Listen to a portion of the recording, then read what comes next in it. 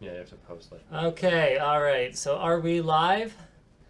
So the real question we should be asking ourselves right now, aside from why is Linus streaming from the Nerd Fusion studio here in Seattle, is why is it that with a supposed professional streamer in a supposed professional streaming studio, I still can't start the show on time? Well, we were filming. Do you want me to answer that? Go ahead, man. Hit me with I can take the blame. Hit me with your best shot. Hit me with your best shot. I mean, it could be because we were filming until 10 minutes after we were supposed to be live. Okay. For a non-live That's true. thing. Yes, that could have had something to do with it. So yeah, actually, I guess I'll answer the other burning question on everyone's minds. Why the hell am I here? And the answer is we are down here filming a collab with Matt Sevidus from Nerd Fusion. We are actually installing that server that we live streamed the build of like a month ago. About a month ago. Yeah, it was about a month Yeah. ago. So we were going to ship it down here, but I kept not getting around to fixing the problems that he caused when he installed an extra motherboard standoff, which... I'm pretty sure I didn't do that. What? I think it was already in there. I just sort of... Okay, so for those of you who watched the live stream, you probably saw me ask not one, not two, but at least 3 times. Are you sure? Are you sure you don't have an extra motherboard standoff in? The thing wouldn't post when he left the office, so I was stuck diagnosing it by myself after hours at my office. Listen. After hours at my office. I was diagnosing it by myself. It added drama. It added no drama. We weren't filming. No one got to experience. There's drama right now. Yeah. No one got to experience the drama in real time. And isn't that everything? I want this to be the Linus troll now, where everybody who visits your studio just installs an extra standoff. So anyway, we were lucky. Okay, so some of the solder points at the back of one of the RAM slots are actually like bent over from the motherboard being. Did I send you the picture? You did, and it's fine. You did. It's fine. It works, so it's fine. Okay, so it works now. So we're down here. We installed it. We're going to have a video coming very soon where we tell you guys exactly what the crap a bunch of Twitch streamers need a like $15,000 server in their closet for. That's about what that thing costs, you know. I mean, those CPUs alone are like four grand plus or something like that. Yeah. So, okay, so we're going to get that going. We've also got a bunch of great topics for you guys today, including but not limited to the Galaxy Note 7, which I posted a very glowing review of I still use it. last night. Well, yours didn't explode. How great would it be if it happened on camera, though? Well, using it's okay. Just don't try to charge it. Oh, that's what it is. Right? Okay. Right. Okay. No problem. So we'll talk a little bit about why the shipments have been suspended and a recall notice has been issued for the Note 7. We're also going to have, probably I imagine this will be one of our longer discussions, a chat about YouTube being accused of censoring vloggers. The EU has demanded that Apple pay 13 billion euros plus interest in taxes owed to Ireland. And a lot of you have been asking me for this. Up until now, I have maintained my silence. We will be talking about the Tek Syndicate controversy, something that has been very much a developing story that I haven't looked at today, so my information may actually be out of date, but hey, let's face it, you don't watch the WAN show for the absolute latest in news, because a lot of it is from, like, the previous Saturday. Let's roll the intro. That's a shining endorsement. I don't even know why anyone watches this show. You could be watching literally anything else right now. But you tuned in. Tuned in here. And we appreciate that. We do.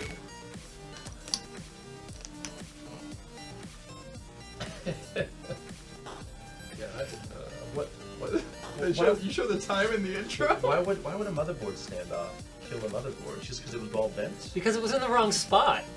Because Why there was no hole there. There was no hole there, and... Oh, wow. Well, that's a mistake. I mean, it wasn't that big of a deal. Well, It didn't end up being for, that big of a not deal. For you. As someone who speaks from experience, okay, I'm not going to claim I've never done it. You can kill motherboards that way. Have you done this? We were lucky. We could have also killed a DIMM. because that standoff would have been shorting out those solder points under the memory slot. Ooh. And we had that DIMM installed. So luckily that DIMM works, the server works. But Well, there you go. all right, so I've got pretty much everyone in the Twitch chat accusing us of this being an archive stream. It is in fact an archive stream. So Archives. you guys are honest. I mean, it's not even like me addressing the people saying the stream is archived is proof of any sort that this is not an archive stream, because that happens all the time. Yeah, you're just really smart. I could totally fake that at any given moment, and Yeah. there would be a message in Twitch chat saying that it's archived. So Well, you guys are onto us. I think this is the first thing that's actually been pre-recorded in this room ever. Yep. So Actually. we're setting all kinds of Twitch Yeah. terms of service violating milestones Yeah. today. Maybe we should start whipping out the nipples. I mean, Oh, so if you whip out a nipple on my Twitch channel, who's in Oh. trouble? you are. I am. Yeah. yeah. So I'm responsible for your actions. You are That's right now unfortunate. completely. It's very unfortunate for you. The other big thing people are demanding to know is where the crap is Luke. He's actually on the PAX show floor covering all kinds of cool stuff, including but not limited to, I heard a rumor that somewhere on the show floor there is a working KB Lake sample. So for those of you who don't Really? know, which is probably just you actually, sorry Taryn. Yeah. For those of you who don't know, that is Intel's upcoming I don't know. CPU architecture, the successor to Is it Skylake. only of it like behind the scenes people can see it? Or Well, like it depends how obnoxious you are when you walk into the booth.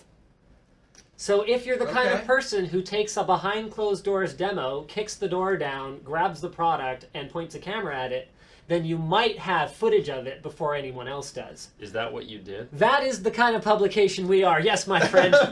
So consider it not a rumor. There'll be a video.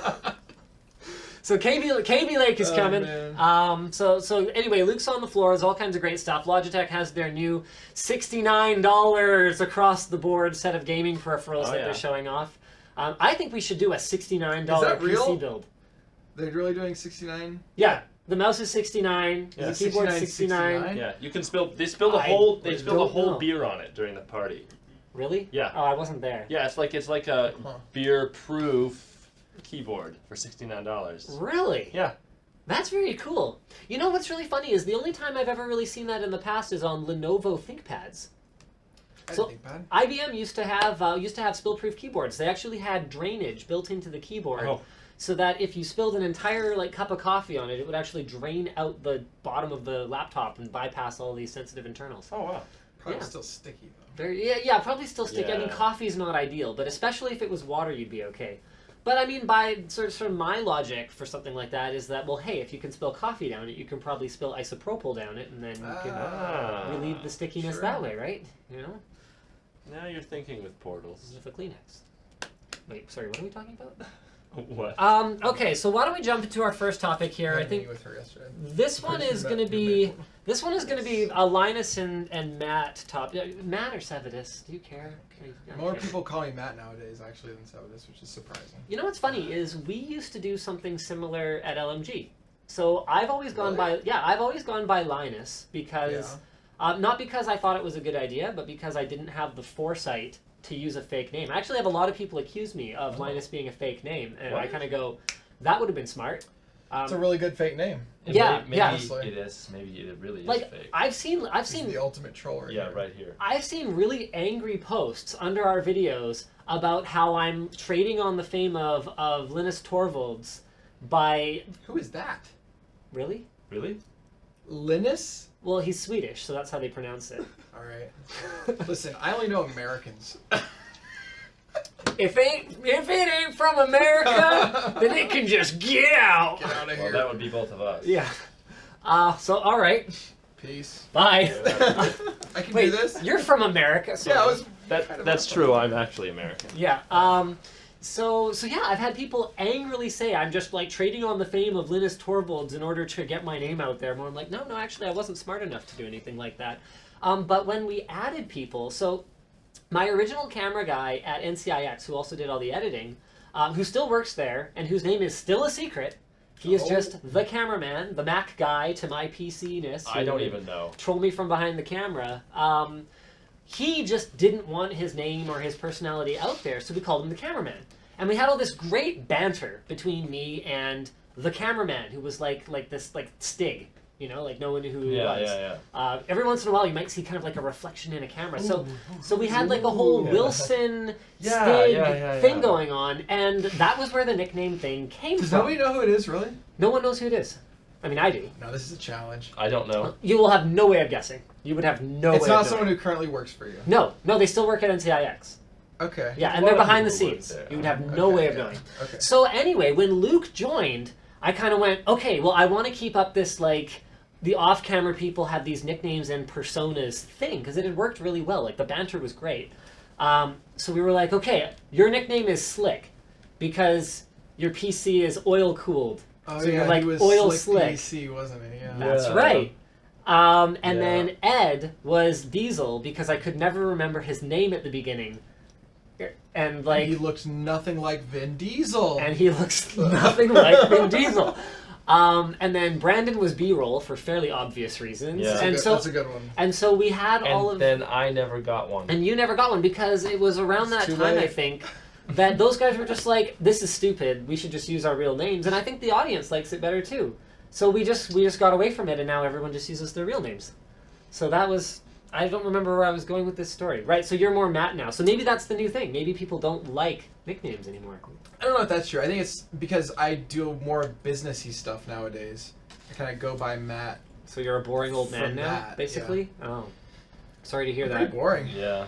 Yeah. Yeah. Not very exciting here. All right, well, let's Wow. talk about your exciting phone. So the original article here, posted by Patrick3027 on the forum here, is... Can I ask you a boom, there question? we go. You can ask me a Do question, I won't people answer it. like fight, like to try to be first? Because you always say, like, somebody, oh, this person posted first on the forum, right? Is there, like, right when news like this hits, like, 10 articles that they're praying that you're going to shout them out on the WAN show? I don't think it's that intense. I No? think it's 6 of one, half a dozen of the other. So I Okay. think some people do like the opportunity to have the shout out on the WAN show, but we're not consistent enough about remembering to call it out for I think people to be really that into that. But people do, like, especially the major contributors within the tech news and reviews from around the web forum section, I think people do like to be like a major contributor, and they do like people commenting on their posts and that discussion happening. So yeah, when something major breaks, I get like 95% of my tech news from my own forum. All I have to do is go on Linus Tech That's Tips good. forum, and if people are talking about it, it's important. And if it's not on there, it's probably not important. That's actually been my rule of the thumb for like the last 2 years.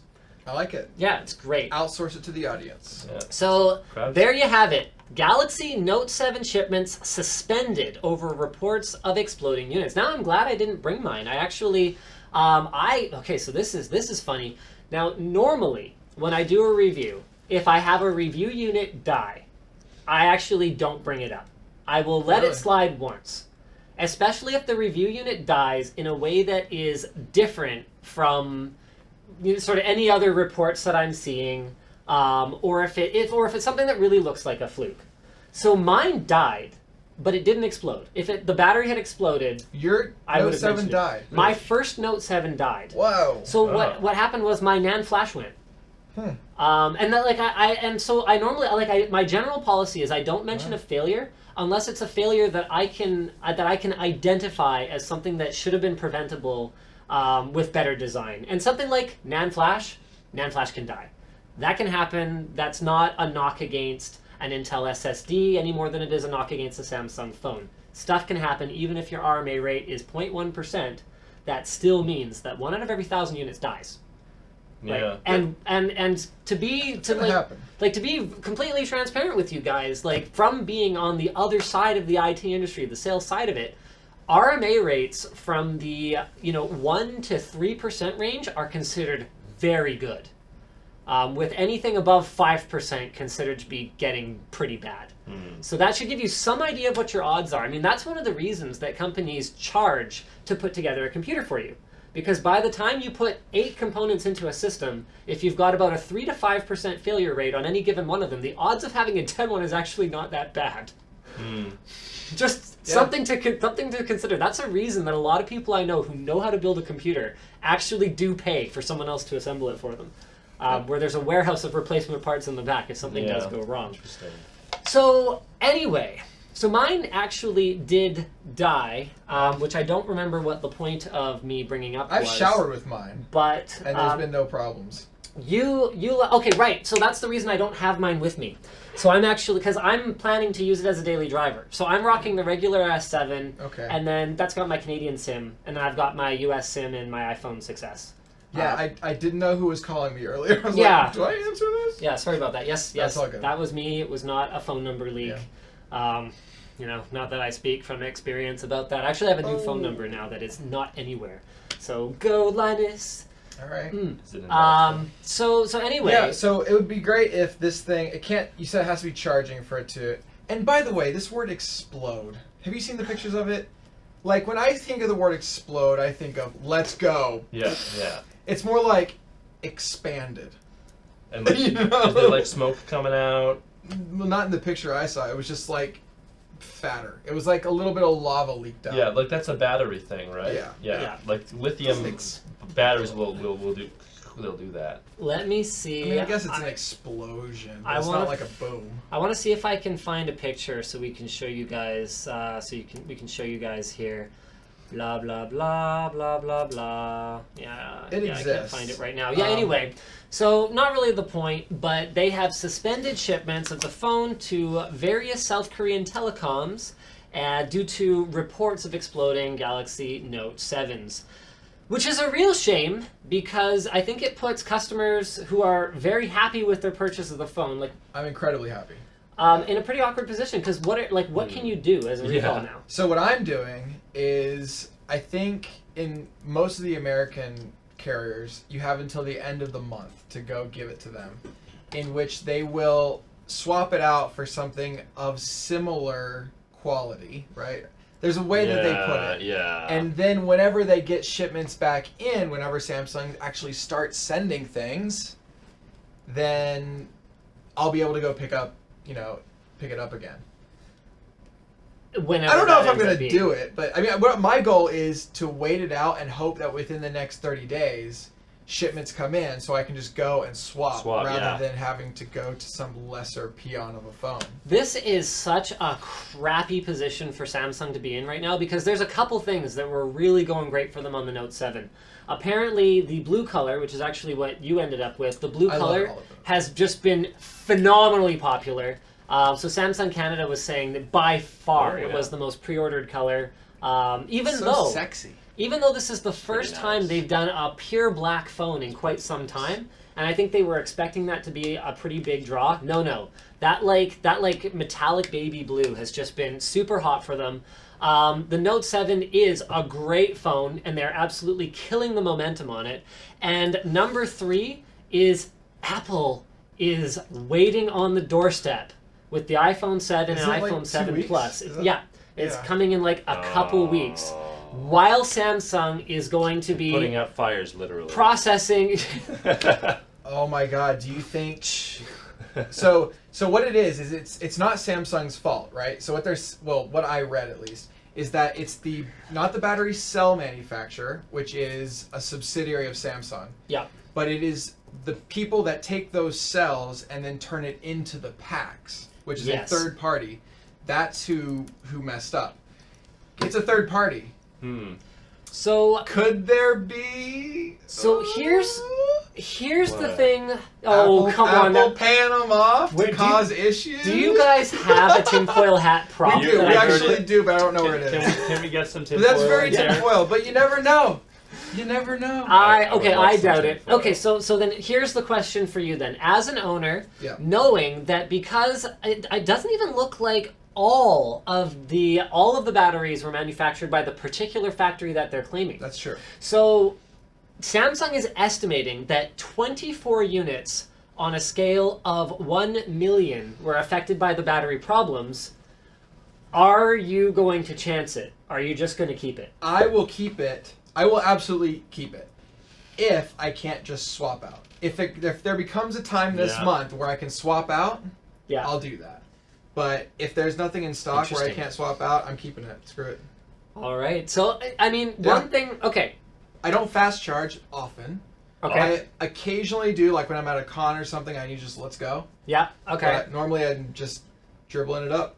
Okay, so that actually ties in pretty well. So a lot of people, basically half the comments on my Note 7 review that went up last night are, yo, Linus, great timing for this review, endorsing this phone because, yo, the batteries are all exploding. Ha, way to go. That was really funny. Yeah. You got to admit, that was hilarious. Well, I appreciate a good ironic twist as much as anyone else, and there was definitely some irony there. But to be clear, my video was actually uploaded to Vessel a week prior, so I had no way of knowing about this. And number two, you do that. I do still think it's a very solid phone when you can get one that is not affected by the recall. And number three, in my video, though unrelated to this particular phone and its battery issues, I do say I don't recommend fast charging.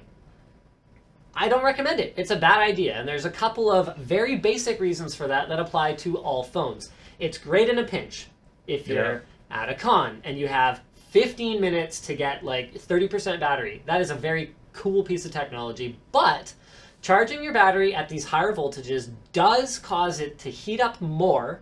Heat is bad for your device, but to a much greater extent, your battery. And so if there is any way that you can avoid fast charging on your phone, even trickle charging it at 500 milliamps overnight is better because it causes it to not run as hot and it is better for the cells. So for me personally, I have never fast charged my Note 7. Either of them, actually. And it's something that I wouldn't really plan to do. I mean, I don't have trouble going through a whole day with this phone.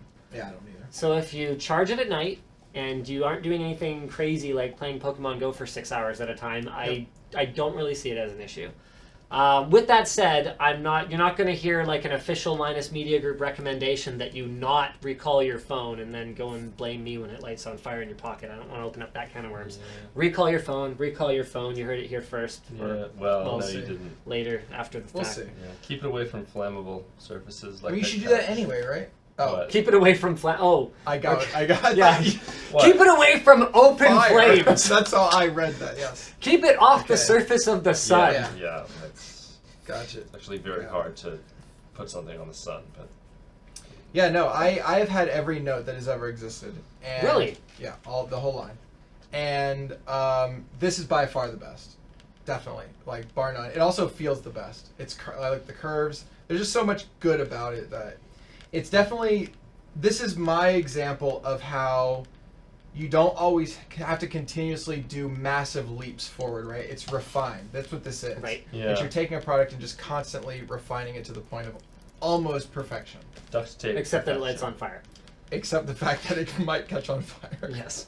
I mean, as long as you don't charge it ever, then you'll be fine. Yeah, I think that's the key. Okay. Yeah. So as Yeah. long as... So it's... I mean, how would you... Single use only. How would you even do that? I mean, if it I has... also wirelessly charge everything, so. Ooh. Ooh. Is this only through the port, do you know? So I avoid wireless charging for the same reason. Yeah. More heat. Yeah. Worse for Yeah. the battery.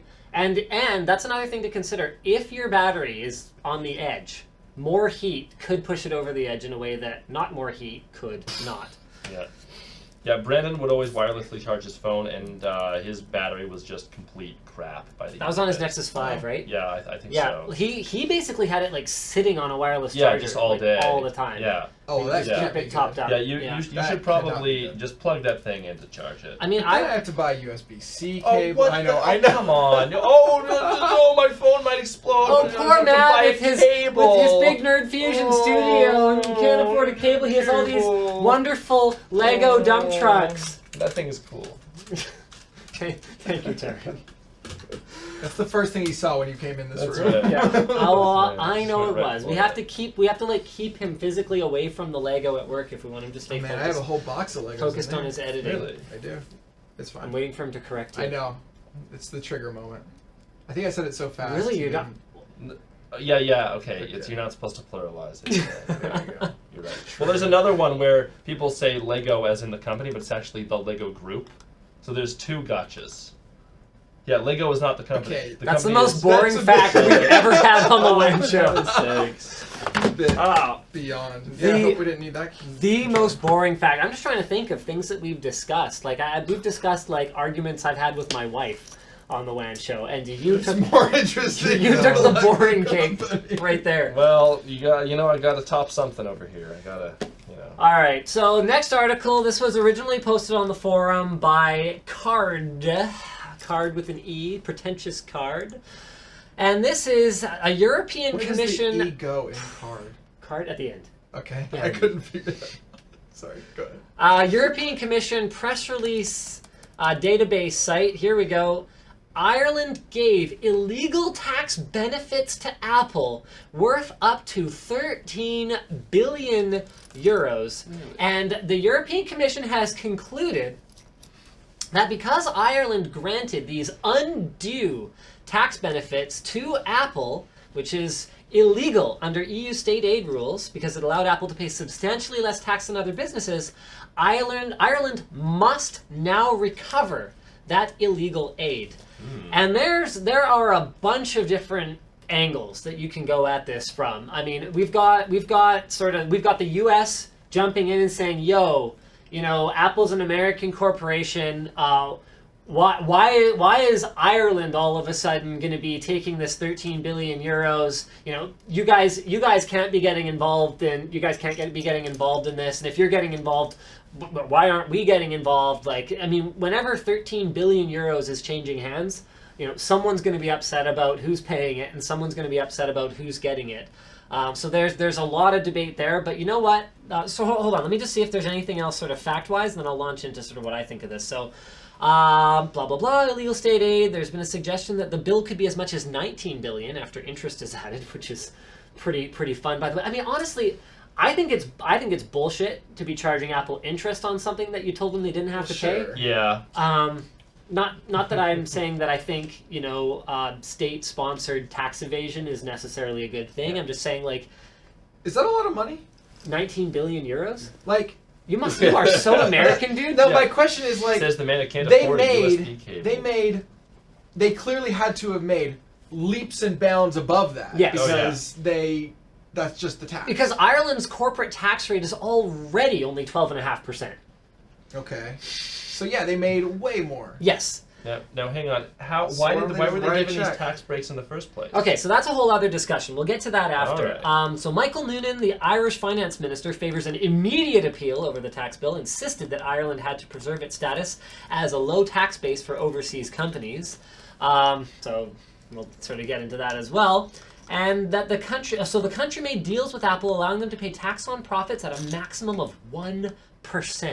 Oh. So even compared to their 12.5%. Now, to put this in the appropriate context, okay? Oh, I thought this was a different kind of tax. In British Columbia, Canada, Linus Media Group pays about 25% corporate tax on its profits. Just to give you guys some idea. Is that federal or is that... That's all together. Actually, you know what? I'm going to go to a lifeline on this one because I don't want to give you guys the wrong facts. It may actually be more. Both federal and how much is corporate tax? We live in a state where Nerd Fusion does not pay any state income tax because we don't have it. Really? Yeah. Oh, that's right. I knew that. That's the whole reason that Vancouver, Washington exists, right? So you can shop in Oregon with no sales tax. And live in Washington with no income tax. You just don't pay tax down there. Oh. Wow, that's great. Where do you guys even get roads from? Because we charge for the road. Right. So the road. I'm driving around. The roads are. Our roads have some lanes that are toll lanes. If you want to, you can pay extra money to go faster. Basically, Yeah. There's net neutrality does not exist on our roads. Basically. So, okay, we've got a couple... Fast lanes. Pay to win. Pay to win. Yeah. We've got a couple more statements. So the credit ratings agency Standard & Poor's pointed out that an injection of 13 billion euros would reduce Ireland's national debt significantly. I mean, there. Is it a lot of money? Yes. It is a lot of money to Apple. That would be more than 5% of Ireland's gross domestic product. 5% of Ireland's GDP. And warned that it could undermine the government at the same time. Now, Apple CEO Tim Cook has just graciously accepted the ruling, has pulled out the check. Just kidding. You fooled me. Has claimed, so this is a quote, the European Commission has launched an effort to rewrite Apple's history in Europe. What? Which is one way of putting it, I suppose. What? Ignore Ireland's tax laws and rhetoric. And upend the international tax system. Are you kidding me? That is what the EU Commission is doing. How can we stand for any of these things? The international tax system. There is no international No. tax system. Also, That's the Ireland is problem. not part of the thing that Brexit did. Brexit. Yeah, Ireland? Yeah. Is that part of that? Yeah.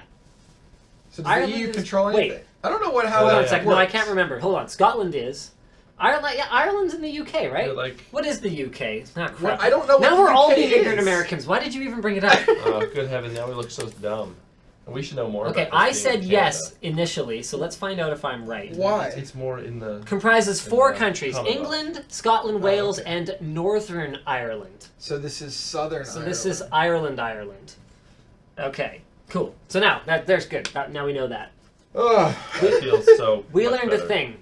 Sorry, all Americans Listen. and Canadians, for that matter, know about that entire like The whole region group is of kind islands is Yeah. from Braveheart. It's- Yeah. yeah. Yes. And it fits inside of Texas. Fun fact. So Fun fact: the kilt, which was depicted in Braveheart as being, a thing that Scottish people wear, didn't actually become commonplace or even invented, for that matter, until about 150 years later after the events of the movie. 150 years after the events of the movie. So, a more interesting fact than the Lego group. yes. Terry, you're still on the bottom. I just don't care anymore. So let's talk about this. Okay, this is great. So as a corporation that pays literally, hold on, let me see if my wife, who is our actual accountant and actually knows these things. Okay, so whatever. I know it's deep into double digits. So as a corporation that pays deep into double digits taxes. Yeah, we're about the same. Before you do. Federally, yeah. Oh, federally. Federally. Oh, so it's just no state tax. Right, we don't have any state tax. There is federal tax on profit, yeah. Okay, never mind. Absolutely. Okay. I thought we were going to be able to have kind of two sides I mean, of a it's debate definitely here. less than yours. Okay. I think. I really hope that I hear back from her in That time. seems I might like even a just- lot. I might even just call her, because my understanding is, so the first little bit, like if you're a really small company, you don't actually get hit that hard, but after a certain point, it starts being actually quite a lot. Yeah, we have that too, which is why we have So I think it's like fun accounting that happens. the first, for us, I think it's the first 500,000 or something like that gets taxed at a lower rate. Wow, that's Hey, really good, actually. what does our corporate tax rate work out to in percentage? Can you give me a ballpark? Ours maxes out at 33, but Oh, Well- can you just ballpark it? This is enthralling. 3 nerds on there. Okay, it thank you. goes, Okay, so it's somewhere between 20 and 40% for us, and I think it goes up to nearly Yeah, I think the we're upper less, limit of definitely that. less than Yeah. that. So, does it bother you that multinationals with the capability, if they were paying taxes, of significantly reducing an entire country's national debt, Yeah. are paying 1% tax 1% on is profit? ridiculous. How did Ireland Yeah. rationalize it at the beginning? Like, why wouldn't they want the money? So I think they want the jobs. Okay, so they want the Okay. jobs for the citizens, and that's the Is kind of arm. 5% of their That- employment going to Apple? Like, if that's how much it is. I mean, Apple employees, and that actually, okay, so that's another thing to consider, is not all of the corporations that quote unquote have their headquarters in a country like Ireland actually employ a significant number of people there. Sure. So there's that can be a factor in this kind of a decision, but in this case, I actually don't know that it was, because my understanding is that Apple in particular does not employ a ton of people in Ireland, and I'm sure that Twitch chat is going to be, apparently they have call centers in Ireland. There you go. That's it? Yeah.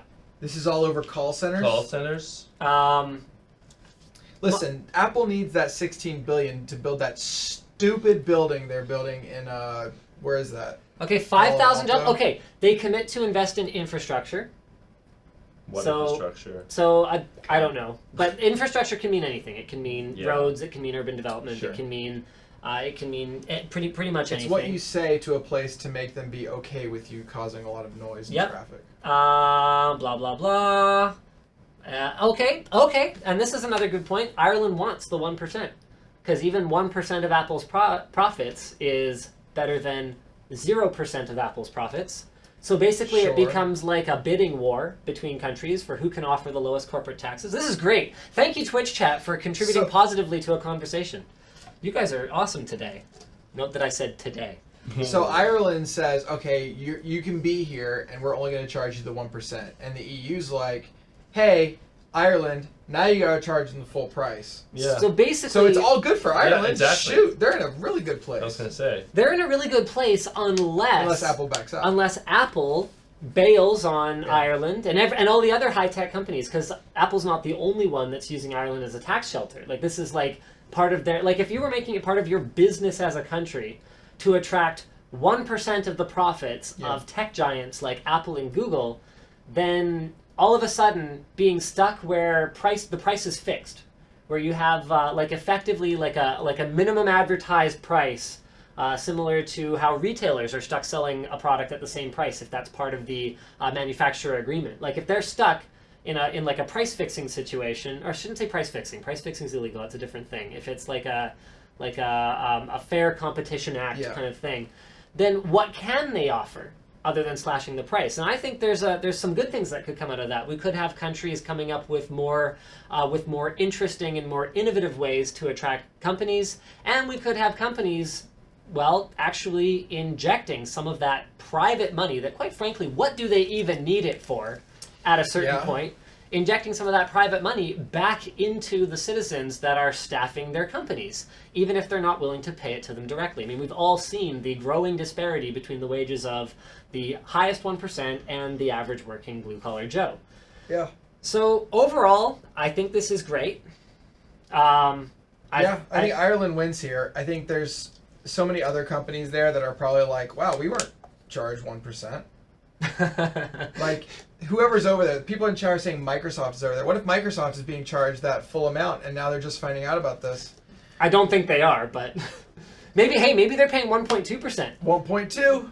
Mind you, if everyone ultimately has to come back and back pay at the same rate. That's when they all move to, what's that island? Jersey, that tax haven island over there.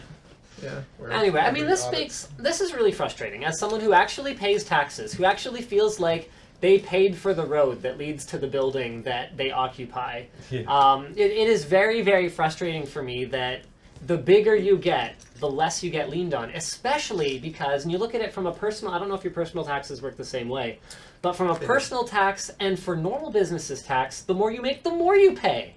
Yeah. Up to a point. That's absolutely the truth. I mean, the first, I think it's $26,000 or $28,000 a year that you make in British Columbia. There's no tax. So if you're very low income, there is no income tax. And then as you go up, you get into a higher and higher tax bracket. Yep. But the way it works is there's no punishment for going up into a higher tax bracket because you only pay the higher tax rate on the income you make over the last threshold. Yeah. So once I think you're past about $100,000 a year, it goes up as high as 40% personally. Woo! And we have a 12% federal and provincial sales tax total. So we actually pay over plus property tax if you're a landowner, plus bridge tolls. Like, I have to pay a toll every time I want to go into Vancouver City. Yeah, well, so you like, can take just the think other, of how many you can take taxes. the tunnel. You can take the route if you like hate yourself. Yeah. And you want it to you could pay yourself. Miserable. You could pay yourself half of minimum wage. Yeah. To go around. Yeah. If you look, depending on where you're going, it'll be like only 5 more minutes, and then I'll take it. Because it'll if there's like a traffic jam, you know, because Google will tell you. But I mean, yes, it's ridiculous. With those tax laws, just think about how much money your country's going to make when Trump wins and everybody decides, hey, I'm going to go to Canada, right? As the fix-it, you know? Yeah, I don't know. You know what's actually funny is Canada's working on loosening up the rules for getting into the country. Yeah, particularly if you are Canadian educated. Oh. Yeah, so if you came to Canada as a student and you did like an exchange program or some kind of foreign study thing, then what Canada's trying to do is, instead of educating these bloody people, but what people don't really understand is that university is very expensive, or college as you call it here in the US of A. College is very, very expensive for students, but at least in Canada anyway, the actual cost to educate those students is much, much higher. There are heavy government subsidies as it is. So basically you're taking these international students who do pay more, but I'm still actually not quite sure if it covers it. You're educating them with the Canadian system. They're, getting immersed in Canadian culture, and then you're basically going, okay, out you go. Go back to wherever you came from, you can't come back.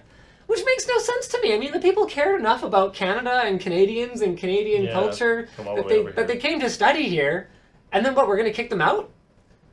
I mean, what would that mean for people like Dennis? Like, we're taking young, single, educated, Canadian culturalized people, and we're saying you can't live here. I mean, those are the ideal immigrants. Yeah. Anyway. People are the entire chat's like Canadian culture in quotes. I know. We have poutine. They have maple syrup a little bit. We have maple syrup. We have maple bacon. We have maple ice cream.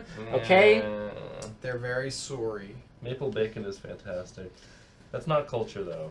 All right.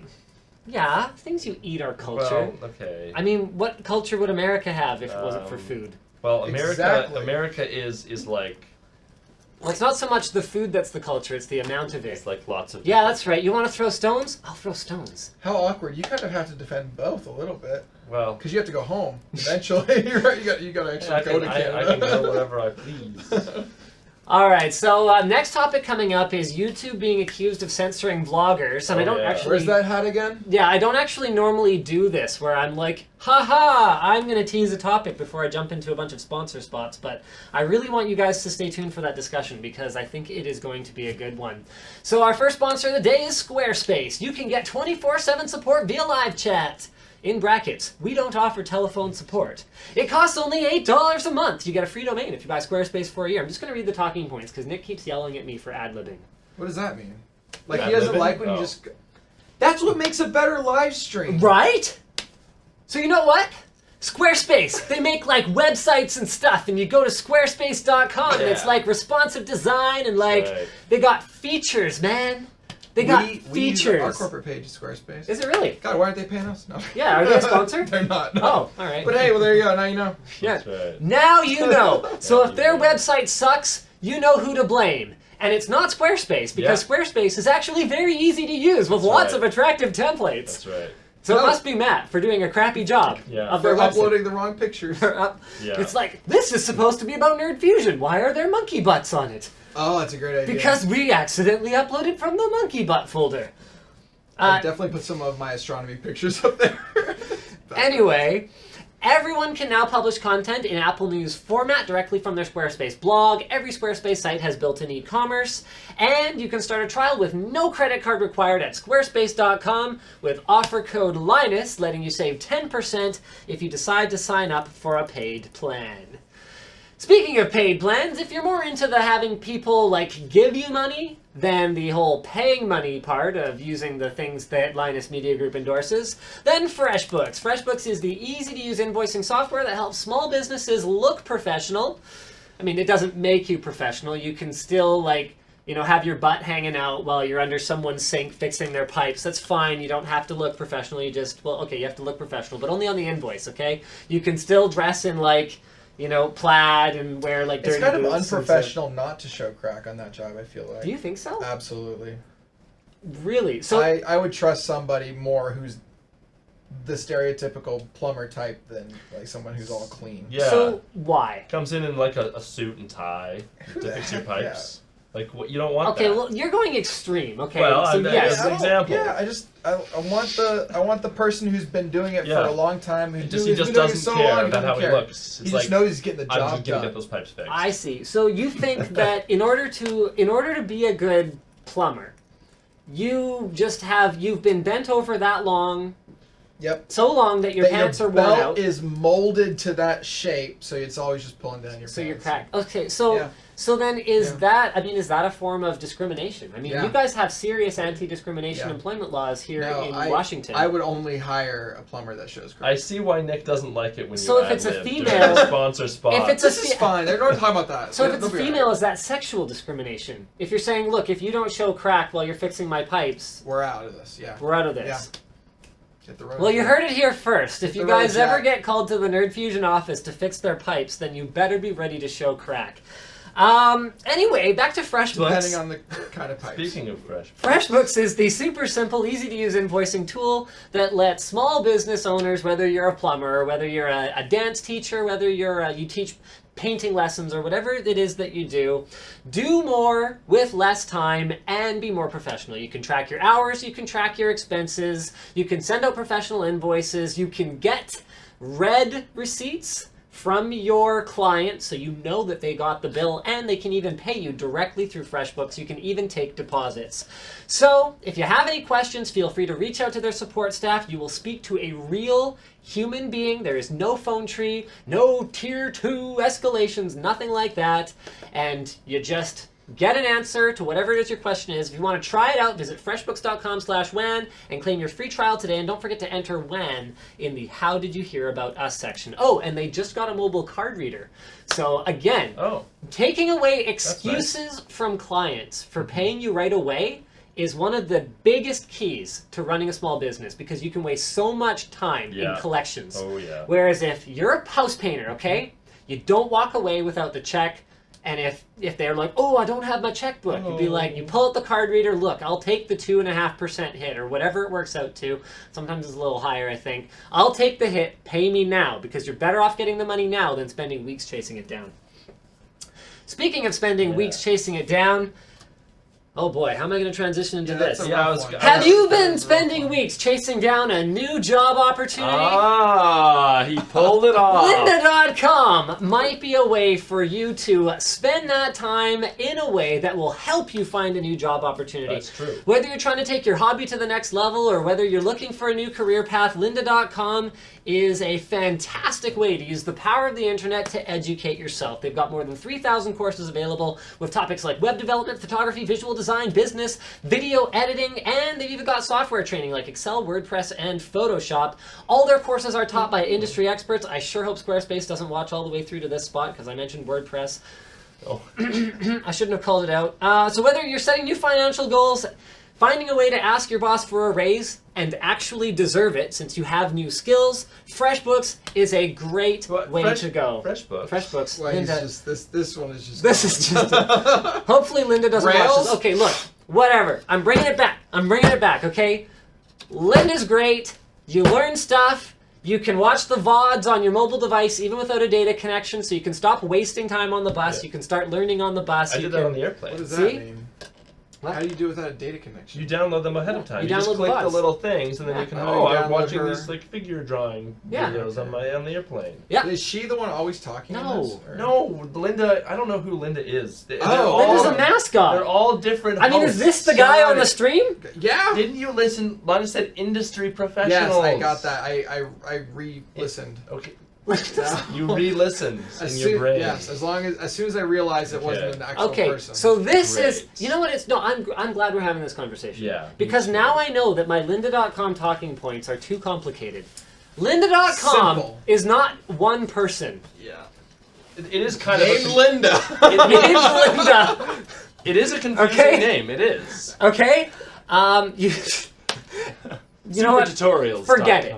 You can get a free trial for 10 days at lynda.com/WAN show. See for yourself. And start learning today. After that, plans start at only $25 a month. All right. Oh, I hate you all. Okay, let's move on to the big news. The big one. The original article, this was posted by Ramam Attacks on the forum.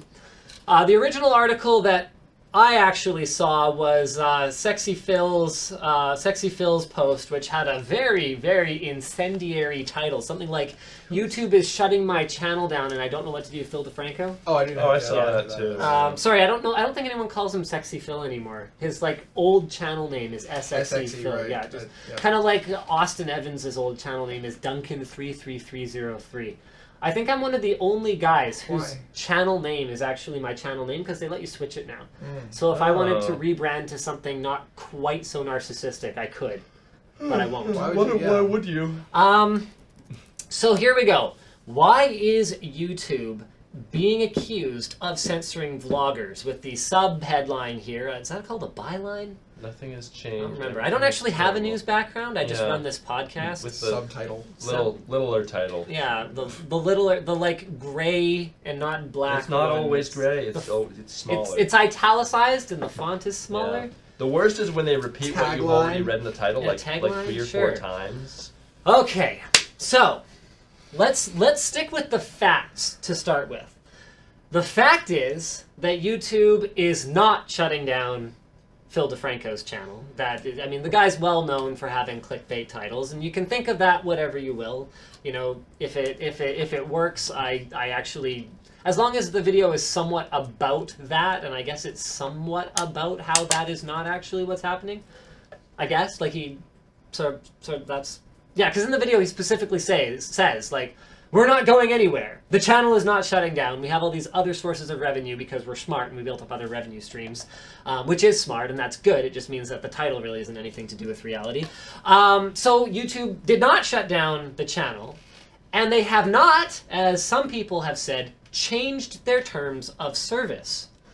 Okay, let's go ahead and pull up the support.google page here. I think that's my screen share. Yep, there we go. This is one of the things I love about the touchscreen, by the way. A lot of people ask me why I care about the touchscreen. I actually use it to scroll nicely when I'm streaming. I wish I had one of those. These terms of service have not changed. Content that is considered inappropriate for advertising, not for hosting on the youtube.com website. Okay? Sexually suggestive, including partial nudity and sexual humor, violence, including display of serious injury and events related to that violent extremism, inappropriate language, including harassment, profanity, and vulgar language, promotion of drugs and related substances, including selling, use, and abuse of such items, controversial or sensitive subjects and events, including subjects related to war, political conflicts, natural disasters, and tragedies, even if graphical imagery is not shown.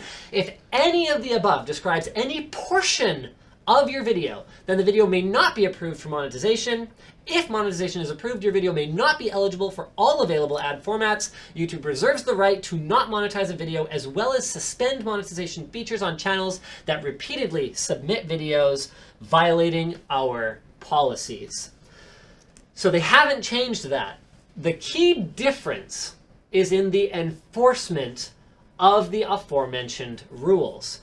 Now, some of this stuff makes a fair bit of sense to me. Some of the videos that clearly violate anti-cyberbullying policies, some of which had been revised in the last, I think, 4 to 6 weeks, something along those lines, whereas some of them don't make a ton of sense to me. Although I haven't watched the video in question, Phil DeFranco did claim that he had a video that was covering a news item about something controversial, but that wasn't promoting it in any way, and where basically his coverage of the news was being considered not advertiser friendly and therefore not eligible for monetization, potentially, that is to say, if his only income stream was from YouTube and Google AdSense, potentially undermining his ability to maintain his channel. That makes sense. Right now, these are the rest of my notes on this, and then we'll open this one up for a real discussion here, and I'm sure Twitch chat's going to get involved as well. So right now, videos seem to be being flagged for reasons that appear to be unfair and unclear. Statements from YouTube suggest that the problem isn't a new policy. It's just a long-running conflict between the platform's rules and their execution on those rules. So, Doesn't surprise me. Okay. I mean, I think we're gonna tinfoil hat off. Sorry, could I get another? Yeah, can we get water? Thank you. You guys have like a producer. Can you like fill it up all the way this time? I still have water because I haven't been talking as much Thank as you. guys. Am I orange? Because I'm like green. that's Line's Tech Tips' color. I'm green. No, it was brown. Oh, okay. I gave you Well, I'm the purple. Oh, thank you. Yeah, so I don't know. Like, as a not YouTuber, oh, here we go. It seems to me like YouTube just likes to. Has YouTube done anything right recently? Right, it's where we're like, they seem to do really well when they piss off all their content creators. You think so? They seem to. The YouTube views what? are going way up. Just look at this topic alone, right? Think about how many videos and how many views are stemming from just this topic alone. Here's a question for you. Shoot. Do they care? Because these are non-monetizable views that are basically costing These can be YouTube. monetized. The discussion about this is Okay. way more monetizable than what they are unmonetized. Ours right now. can, but Let me put this on. They are definitely making more money off of doing this than if they hadn't done it. Because all these videos, those are videos that have been seen already by the large majority of people that are going to see them. Yeah. And now there's a way more videos, brand new, monetized, talking about this. Now, Thank you for the few $1 million, everybody, says YouTube, and they keep going. I can tell you that every video from a YouTuber, because many in the YouTube community, the people who care about this within the YouTube community seem to be, for the most part, super mad about it. Most of the ones I've seen, in fact, one I saw was pretty funny, where the guy went out of his way to break every single one of those guidelines. I saw that one. Is it still monetized? No. Okay. Without monetizing it, meaning that YouTube is effectively just paying storage and bandwidth for something that they don't benefit from, and that has a viewer using up valuable session view time on not making any money for the platform they make money whatsoever. off that. They have a whole sidebar full of related content. As long as there's one click after on any of those, you're good. That's right. Interesting. Having Okay. good content What on else YouTube you got for is me? good for YouTube. Content is king. What else you got for me? Yeah. I have nothing. You go. No, I definitely think that doing things like this is what keeps YouTube people talking about it. They want people talking about the platform. You know, this is definitely tinfoil hat stuff right here. Ridiculous to me. Where it's like, drama is really good for YouTube views. It just is. And if they have to manufacture the drama, then so be it. Right? I don't get the feeling that they're going out of their way to manufacture drama to get views. I think they're doing this for other reasons. I think this is pure handedness. I think that basically they got some pressure put on them by advertisers. I mean, at some point they're going to have to make YouTube profitable. They're going to have to figure out how to do that. No, they don't have to ever do that. I think at some point, well, okay, I know for a fact that one of the business goals within the YouTube business unit is to be profitable. Whether Google actually expects it to happen or not, or whether Alphabet expects it to happen or not, I'm not sure. But that is a goal. That is something that they seem to be working towards with things like YouTube Red, which does extract more money per individual view than advertisement. By the way, that's interesting because there's YouTube Red videos that are not demonetized that break those guidelines. Right. Somebody has gone through and compiled like a list of 30 or 40 YouTube Red videos whose titles completely Like go have against rape in it. them and stuff like that. Interesting. Yep. Well, So- awkward. Okay, so sorry, back to right. So my personal theory is that basically advertisers came to them and said, "Look, we'll feel better about advertising on the platform if we don't have our ad displayed on, some video full of profanity that is promoting hate and promoting, cyberbullying or has these controversial topics and all this stuff."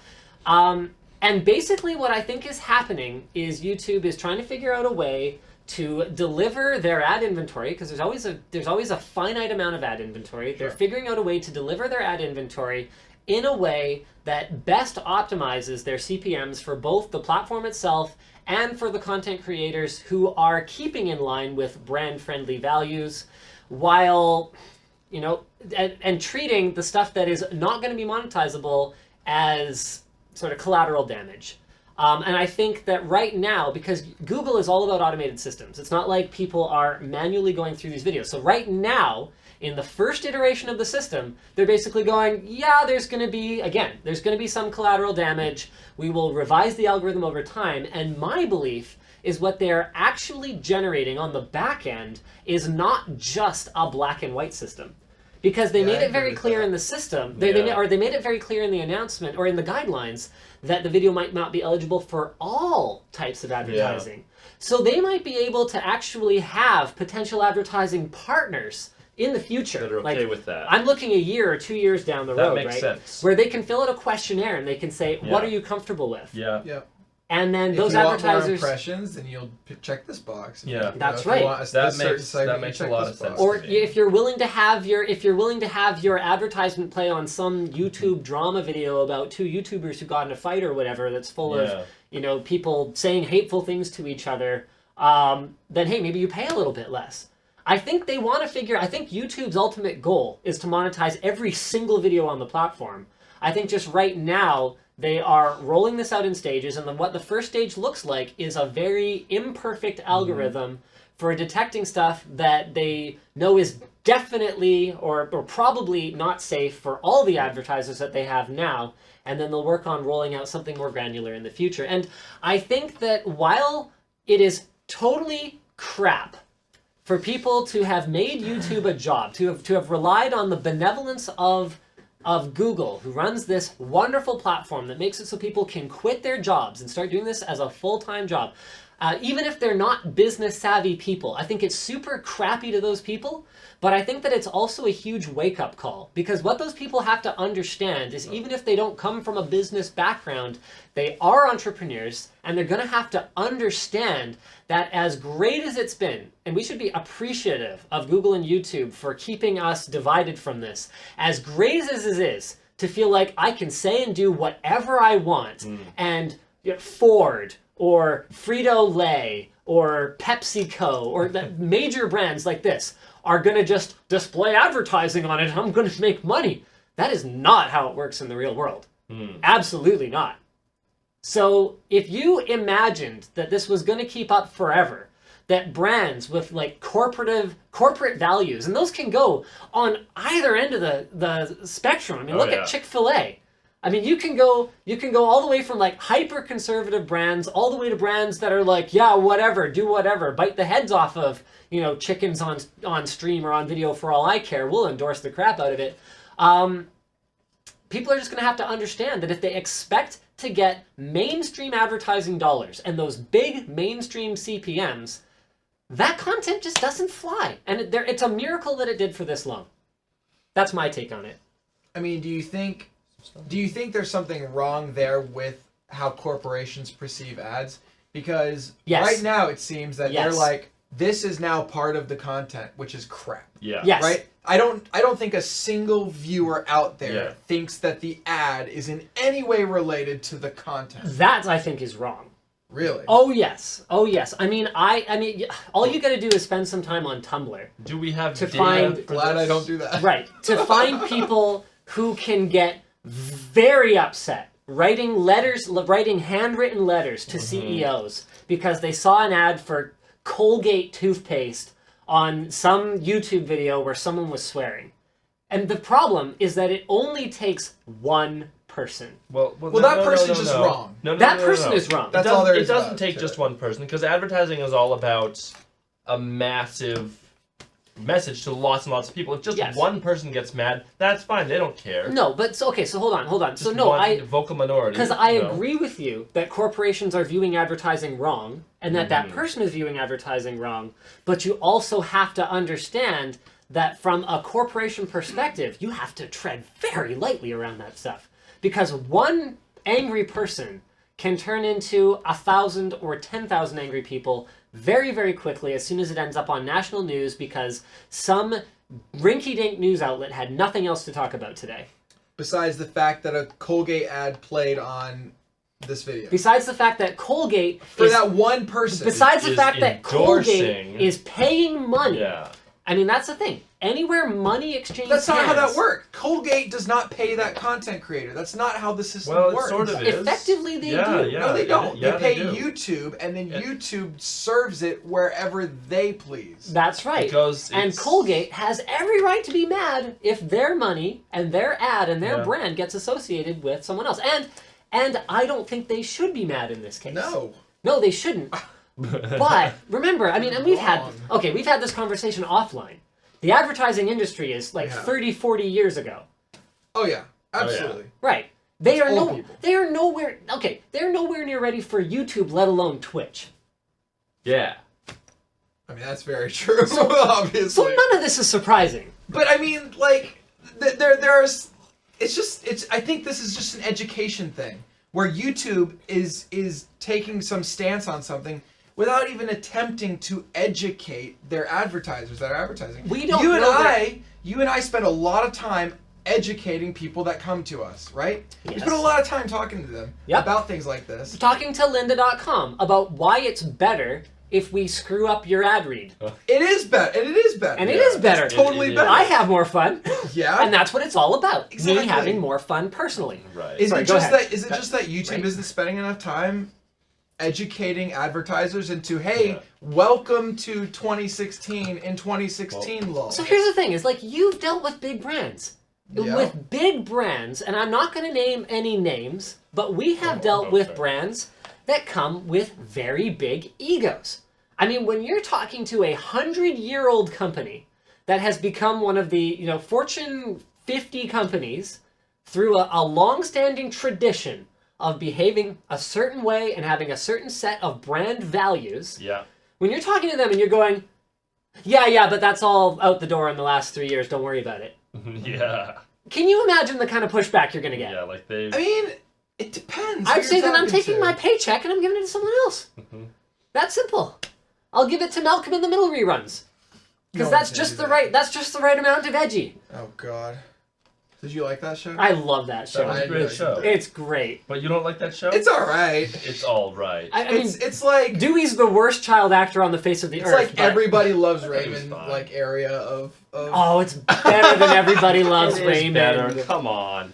Right. Well, anyway, Linus, what you said about like not black and white, but having various levels of gray between, where an advertiser can say, "I'm okay with this, but not that." I think that makes a lot of sense. Yep. Like, and if they would describe it and explain it that way. Well, they're not. I don't think they're ready to roll it out that way. Well, but people are getting really upset because they don't understand what the heck is going on. Like you said, there's not enough education going on here. Yeah, but that's always YouTube's problem. Like, they're always sending out, like, remember when... Like, hey, this is happening now. Psych.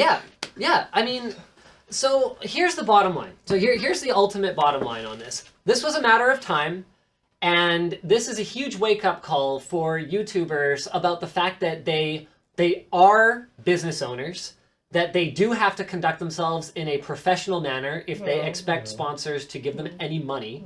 And fact number 3 is that YouTube is not censoring anyone. They are not telling anyone that you can't continue to upload your videos to the site. I mean, they're saying we won't pay you to do it. It's an effective censorship. You're not saying we'll shut you down because of what you're saying. If someone's had a show where they've done this for the past like 3 years, they have a certain thing that they do, they're more rough around the edges. And now, oh crap, I can't make any more money this way because nobody's going to want to advertise with me. I mean, like you said, maybe we all have to grow up about it. Yeah, but maybe you have to grow up and realize that this is either a hobby or you're a businessman and you're a professional. You can't say because someone says a curse word, it's no longer a profession. That's true. And you know what? Yeah, I think like sensitive political topics. What does that mean? I think the algorithm is way too heavy-handed right now. Yeah. Oh, I agree with that. I also think that they are heading to a place where it will ultimately be something that makes sense to me, especially if they can have a tiered system where the edgier the content, the fewer sponsors are going to whitelist it and are going to be okay with it, are going to sign on for it, and ultimately the lower CPMs you might make, but that you might still be able to make money. I just think that this ultimately is a bit of a wake-up call, and that hopefully we're heading somewhere better with it, and that YouTube has done a crap job of communication and implementation. Well, they always do that. But they always do that. Yeah. And they always overfix and then pull it back. That's just a typical thing, right? Yes. Maybe that's a tactic of theirs. That's basically what we're looking at here.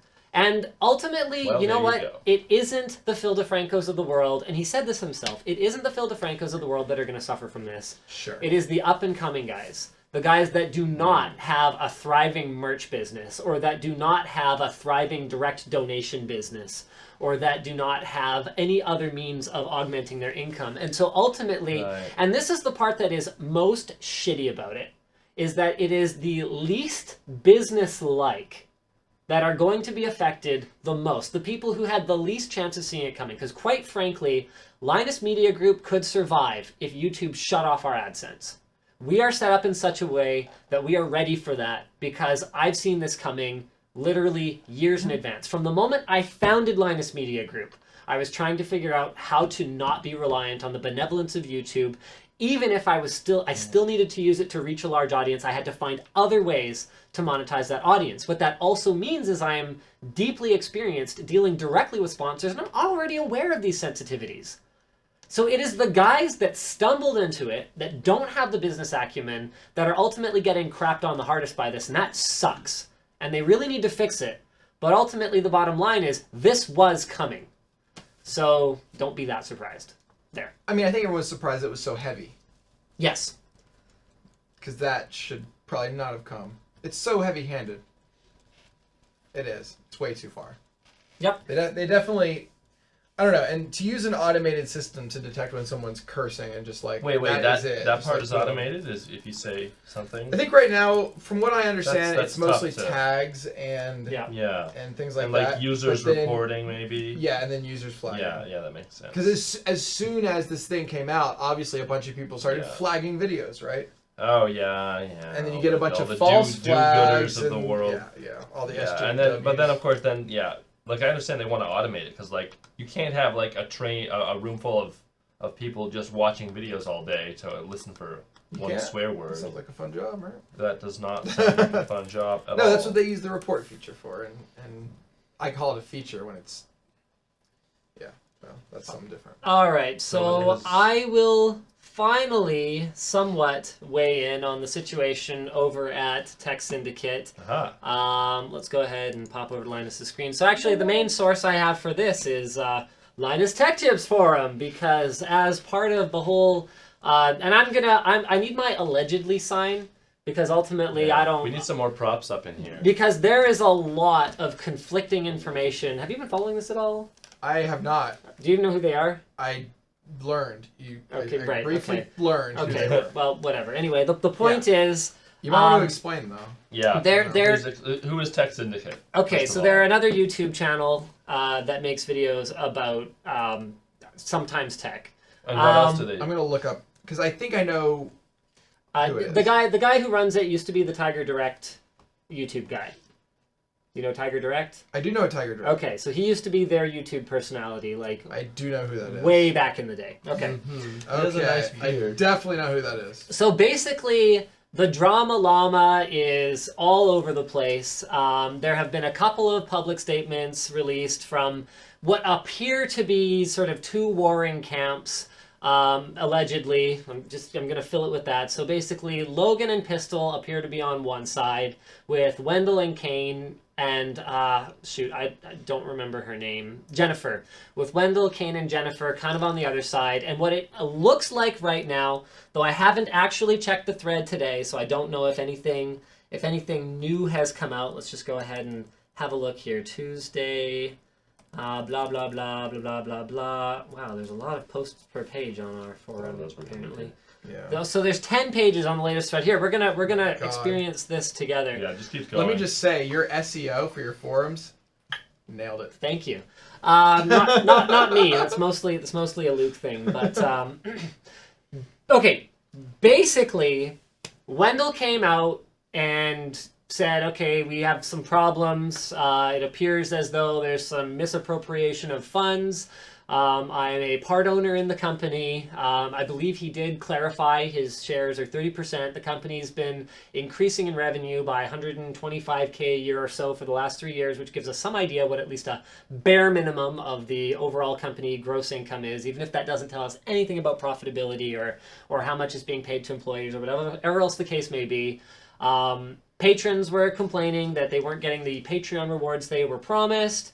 And I don't watch the channel, so allegedly, just based on posts I'm seeing on Reddit, Tek Syndicate forum, our own forum, people were saying the content's actually getting worse, even though patrons are contributing all this money. And Wendell basically came out and said, look, I don't understand where this money is going. I'm a shareholder, and what is going on? Many strong words were exchanged, particularly by Pistol. There's been a lot of speculation as to what exactly the role that she plays in all of this is. Logan has released a statement saying it's all basically like down to miscommunication. Kane has been fired, apparently, or quit, depending on who you ask. Jennifer is definitely gone. And Wendell, from my understanding of it, appears to be definitely on the way out, claims that Logan owes him for his shares, and is seeking a minimum of the amount that he figures he owes him just in like unpaid services for the company. And yeah, let me just see if there's anything else new. Like the forums were shut down, but they're back online. Yeah, so that was a whole controversy. So yeah. in the hullabaloo with people posting like public email exchanges, public chat exchanges on both sides of this conflict. Oh wow! In all of that, Logan says, he alleges that the forum was shut down accidentally because he let Kane go and was worried that he would sabotage it. But people are posting screenshots of Logan threatening to shut down the forum if people don't stop criticizing whatever it is they're doing or whatever else, or being haters, or whatever the case may be. And pretty much, I guess the bottom line is that it looks like a pretty bad situation over there. I wouldn't personally. You'll still see like Wendell on the channel for a while. Like there's stuff that's been recorded weeks ago that's kind of still getting published. So a video went up with him in it, and everyone's like, "Oh, I guess it's okay." Yeah. And it's like, oh, by the way, that's not how video works unless you're this guy. You got to work way ahead. Yeah. In an industry like this, or I don't know how you guys do it. So we have videos written that are 3 weeks from YouTube publication. We have videos shot that Is that how long this video is gonna? Oh yeah, this video will be a while. All right. Because there's the editing queue, there's the vessel time delay window. Oh right, you do the week. Yeah. So by the time you can watch it, unless you're subscribed to Vessel, which I doubt very much that you are. I totally am, Linus, and what... everybody should be. Just for you, Linus. A lot of people are on Vessel just for us. We're very popular on Vessel. Yeah? Yes. So there. Basically, my bottom line on this one is I haven't worked with anyone over there since Highlander in any capacity, so I don't really have any comment other than to summarize everything that I have basically read on Reddit, Tek Syndicate forum, Linus Tech Tips forum, etc. So, so there you go. I wish them... I mean, drama's fun. Sorry? It's just... Drama's fun. It just sucks when it happens to you, right? So, yeah. You know. That's okay. We have... What I will say is someone posted a rumor who is who claims to be very close to the source. And I would say that their source... It was him! Yeah, it was him. Dun, dun, dun! Can we get a zoom in on... Can we get a zoom in on Matt while I do, like, ominous music notes? I'm just kidding. It's fine. He's about to jump out of the chair. So, what I will say about this person's source is that either they are completely full of crap or this person is completely full of crap, but someone claimed that a Linus Media Group employee will be making the jump over to Tek Syndicate. I can assure you that is not happening. It's actually Linus. I can also assure you that would not be a very good... Yeah, joke's on you. You guys are on your own. You can rename it to just Tech Tips, you know, or like... Luke Tech Tips. Yes, yeah. Terran Tech Tips has way better alliteration. Terran Tech Tips? TTT? That's Trouble in Terrorist Town. Yeah, it sounds like a video game. It sounds like an extremist group. What? The TTT, like I just have... Oh, okay, yeah. I can see that. Yeah, we might want to rethink our image. Yeah, I don't know if I'm I'll work on the name. Alright, so, I guess I didn't really talk to Twitch chat much while we were talking about all this stuff. Yeah, what have they been saying? I don't really know. Like, Lots of Harambe things. Lots of Harambe. Yeah. Oh, yeah. You know what's really funny? Again, like, most of our participation in internet memes, I feel like is at least half unintentional.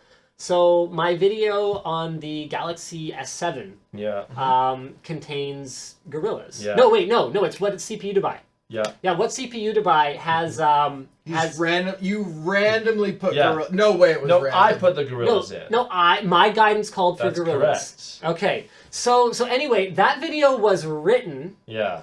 Then there was like a week plus delay. Hold on. Yes. Week plus delay in editing. Yes. Then there was a week delay to go to YouTube from Vessel. Yeah.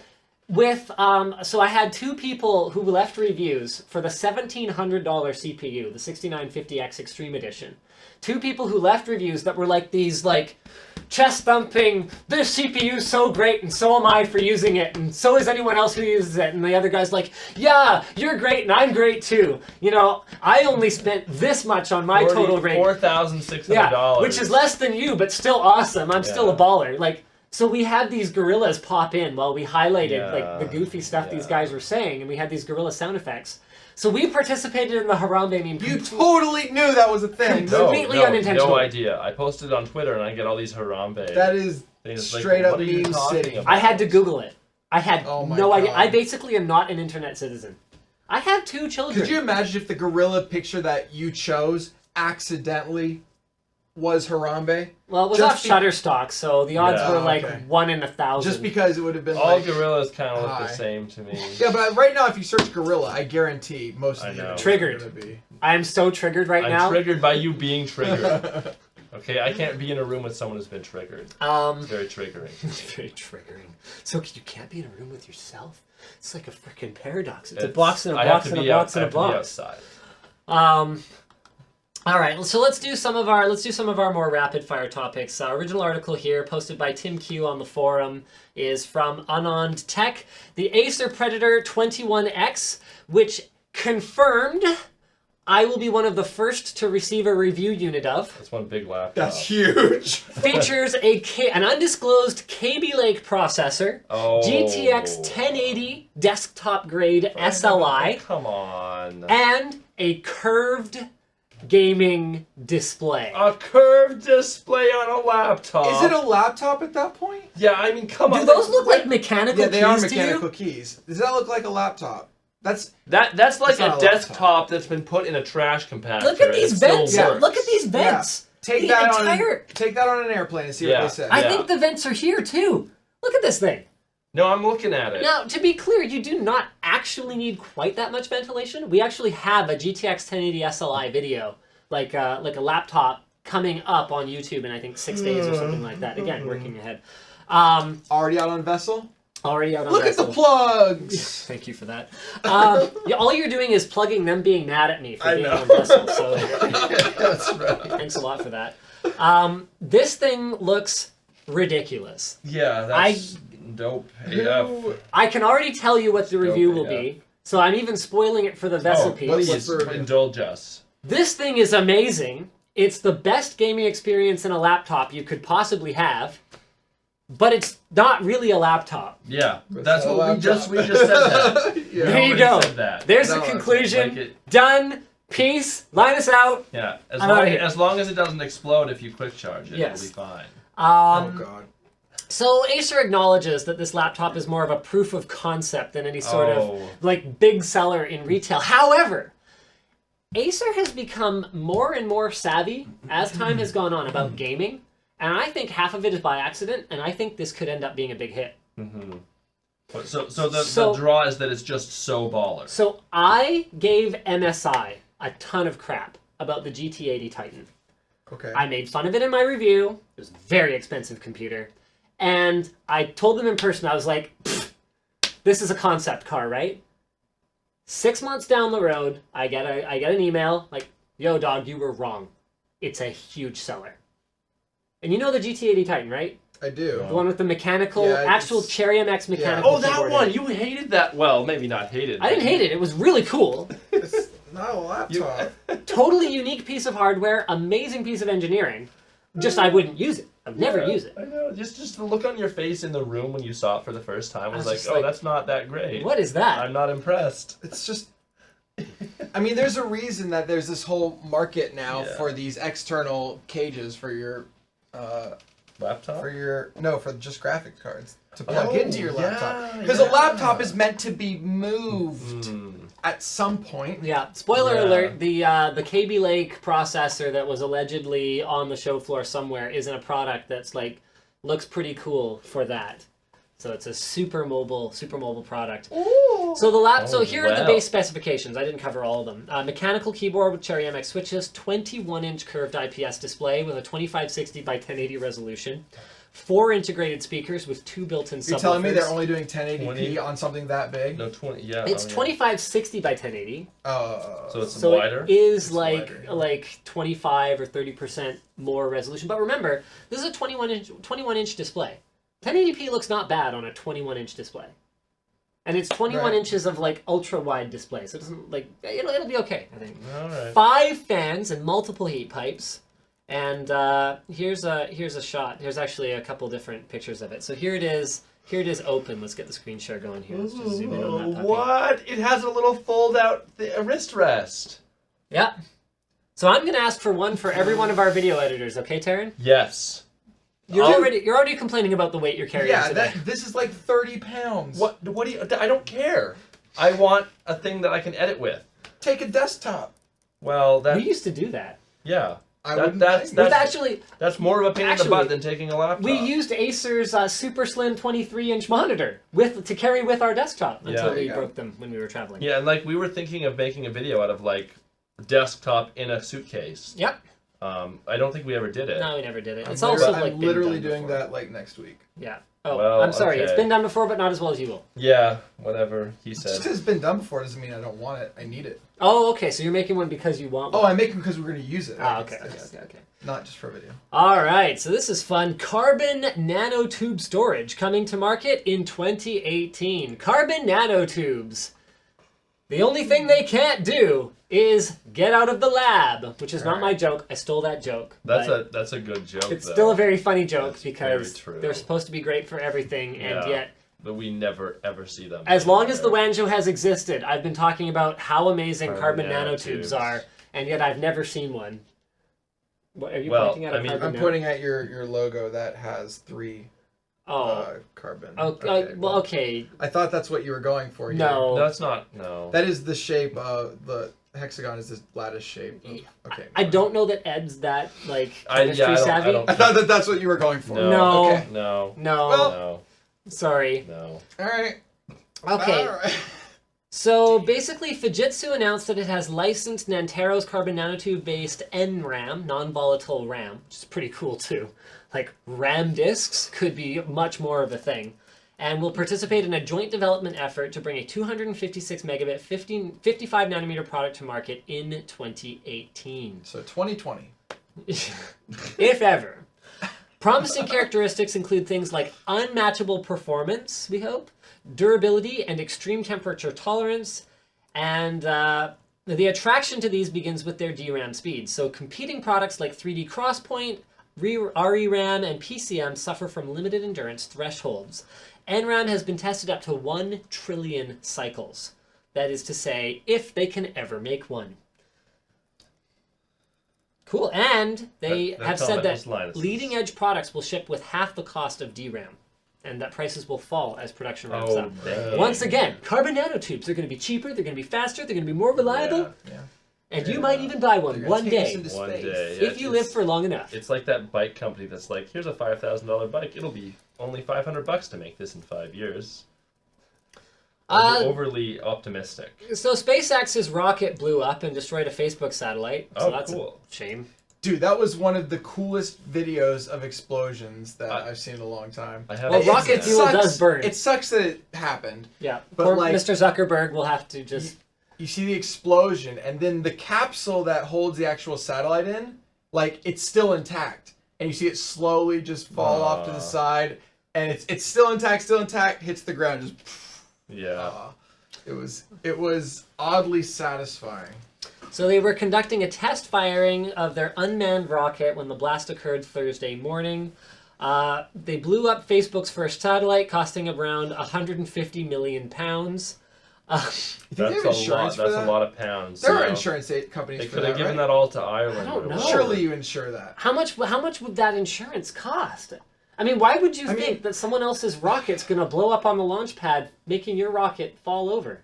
I mean, you've got to insure. It's like rocket fall over insurance? People buy insurance for holes in one. That's true, but there's certain things you can't buy insurance for, though. Like, they won't insure against earthquakes in Vancouver. Oh, but if you pay them enough, they would? No, they won't.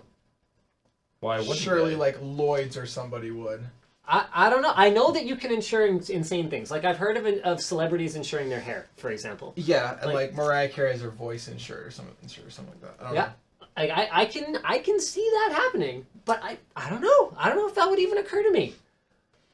Well, that would be like if I'm gonna put my satellite on something that I have no idea if this thing's gonna do anything. The first thing I do is go in for insurance. Yeah. Okay. I don't know who you asked for that kind of insurance, but like, hey, Geico? Yeah. Satellite insurance? Is this something? Come on, get in on this. So guys. the satellite was SpaceX confirmed there was an anomaly on the launch pad that resulted in the loss of the rocket and its payload. The satellite, That's so what they the call it, an anomaly. The Facebook satellite was carrying technology to allow them to spot beam wireless internet directly to smartphones in sub-Saharan Africa. Whoa. And this information was reported by TechCrunch. What else were they doing with that satellite? Yeah, spot beam means into your brain. I don't know if I want to know that. This is actually pretty great. So the original poster on the forum is Good Bytes, and the original article here that we're pulling from is Ars Technica. Facebook fires human editors. Oh, yeah. Algorithm immediately posts fake news. Yeah. Wonderful. Funny. Breaking! Fox News exposes traitor Megyn Kelly kicks her out for backing Hillary. I don't know who Megyn Kelly is. Fox News. Yeah, okay. She's like an anchor or a reporter, correspondent or something. That's She's been involved in fascinating. like a feud with Trump or something like that. Anyway, so this is great. So earlier this year, Facebook denied criticisms that its trending feature was surfacing news biased against conservatives. The company has fired all its human editors, replacing them with software, replacing them with an algorithm that promotes stories based on what Facebook users are talking about. Wow, putting Oh, yeah. Facebook users in charge of your feed? Oh, man. That's kind of like they it's tried like- to put a positive spin on firing somebody here. Is that what's going on? But that's like, look, Reddit, if you upvote a story, then it goes to the front page. That's So within Reddit. 72 Yeah. hours, according to the Washington Post, the top story trending on Facebook was fake. In a post about the changes, Facebook said the early move to remove human editors was in direct response to the feedback they got from the Facebook community earlier this year. It's actually your fault this sucks. So humans will still be involved with trending in a few ways, such as confirming that a topic is tied to a current news event in the real world. That is a direct quote. That's important. Not the fake world. So now they're rehiring everybody that they just fired. Probably not. Maybe they'll hire one guy. Do you think they fired people over that, or they just moved? Well, them? what do you do? Fire a robot? Well, No, no, the people before the robot. the people who programmed the I- robot. I Because don't you said know. that you just said like they They fired replaced people news to editors. replace them. Like, what So are those maybe people maybe gonna they do? get shuffled around to I'm not sure. design satellites. I don't know. Okay, so the rumor is this is was posted by Kays to Famo. I don't know how to pronounce that. I don't care. Alleged Wow. prototype device info sticker reaffirms 32 gig base storage for the iPhone 7. To which all I have to say is, it's about time. Oh, have iPhones been super tiny and Yeah, the storage? base model is 16 gigs for a device that costs like $800. It's ridiculous. Still, Yeah, That's I know. hilarious. To an Android user, it's unthinkable. that's pretty ridiculous. Like the progressive Android phone makers are having 64 gig base models, with the ones that are still trying to get as many dollars out of you going with 32. I think this one's 64 though, isn't 64, it? yeah. Yeah. There you go. There you There's go. no excuse for a flagship phone having a 16 gig model.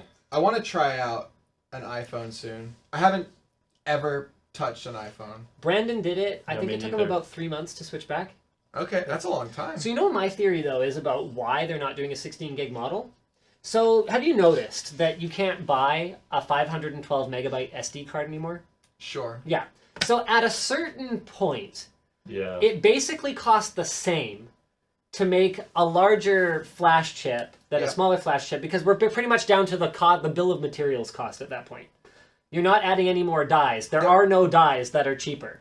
So I think basically it is exactly the same price now for Apple to do a 32 gig model. I Oh. think they could have been saving as little as Makes sense. $2, Makes sense. and I think they were still doing it. And they just didn't care. And I think part of the agenda, even if it was the same price, maybe it's even cheaper, because that's something that happens eventually too. What? Is because there's more demand, more volume in manufacturing at a Yeah. capacity.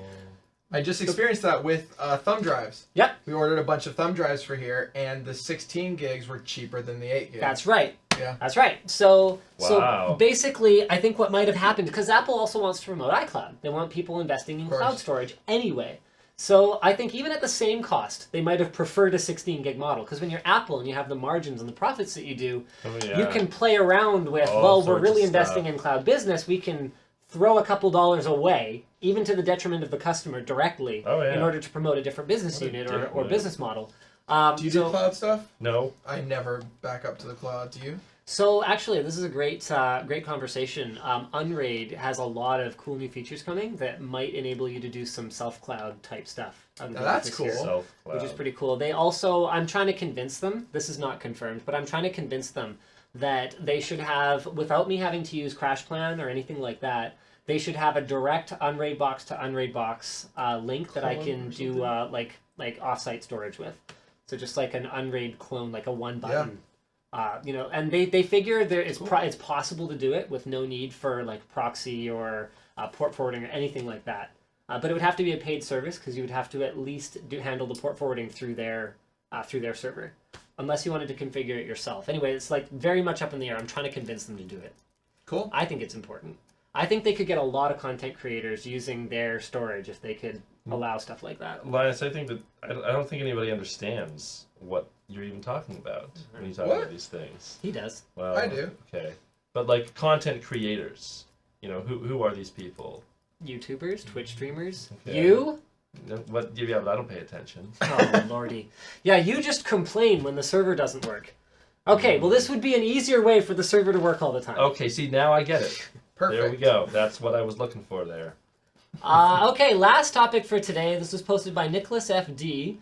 Obama signs the internet over to the United Nations. What? Dun, dun, dun, dun. What does that even mean? Yeah. Yeah, I don't know. America to hand off internet in under 2 months. It means America will be slightly less world police over one fewer thing within 2 months. So the Department of Commerce is set to hand off American control of the internet over to international authorities in less than 2 months. They will finalize the transaction effective October 1st. The move means the Internet Assigned Numbers Authority will move from U.S. control to a global one, and the proposal will significantly increase the power of foreign governments over the Internet, expand ICANN's historical core mission by creating a gateway to content regulations, and embolden its leadership to act without any real accountability, Senator Ted Cruz said. So, yeah, Senator Ted Cruz is not a fan. But honestly, I am not savvy enough to know exactly what this means. I will say that I'm not that cool with America being in control of the internet, but I'm also not I don't necessarily think the UN is going to do any better of a job of it. So I mean, I get that there's Aaron. Is it you said Aaron? Or there's Aaron. I think ARIN. There's whatever. It's one of those things that means a bunch of things. That sort of controls who gets what block. Yep. Right. Do you mean ICANN? Do they do that? I don't remember what. I think ICANN is like DNS, and like maybe someone else's something. I think Aaron is the actual IP addresses. Is it? Okay, so, whatever it is. Sorry, I'm not an this internet. This is controlling expert. content as well? No. So it wouldn't be in control of content. It would Okay. be in control of infrastructure and regulating it. That makes sense, I guess. I guess so. Sure. Oh, sure. As long as somebody's managing it and it's not me. It's apparently IANAN, not Aaron. So there you go. Enjoy. Oh. Okay. So thank you guys. You're helpful. You're welcome. IANAN is numbers. ICANN is DNS. Okay, so I was right about one thing. Yeah! Woo! Let's end the show on a positive note. Thank you everyone for tuning in. Yeah. We'll see you again next week. Same bad time, same bad channel. Thanks to our special guest, Taryn. And Matt Sevidus Zagurski. Well, you can view him over at twitch.tv/Sevidus. That's right? That's right. Oh, good. That didn't work. Are we done? Oh, that did work. That did work. Okay, Oh, but they can still hear us though. Yeah, they just do can. the Oh, intro. I'm sweaty. You just do the intro again. Do you guys have aircon? At 6 it turns off. I'm not sweaty at all. Yeah, turn it back on. Ah, Oh, that's what ours turns off at 6 as well. 5:30 actually. What? Oh. Sorry. Yeah, I'm Wow, you didn't know that. I did not know that. And you're in the air conditioned part of the It's thing. still a little cool remaining at that point. But I can bypass it. Like, I've had it on. You can't.